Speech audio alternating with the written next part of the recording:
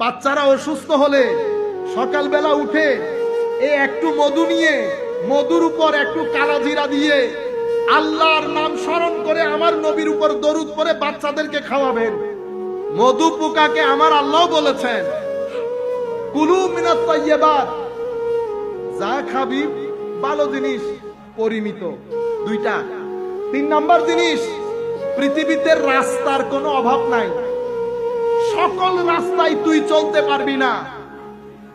অমুক চলতেছে সমুক চলতেছে সেটা তোর বিষয় না, কিন্তু তুই সকল রাস্তায় পা রাখবি না। কেন? কারণ আমি তোকে নির্দিষ্ট উদ্দেশ্যে বানিয়েছি। কোথায় চলতে হবে? তোমার প্রভুর কর্তৃক হেদায়েত প্রাপ্ত রাস্তায়। এটা আল্লাহ মধু পোকাকে বলতেছে। কাকে বলতেছে? মধু পোকাকে বলতেছে। কোন রাস্তায়? তোমার রবের রাস্তায়।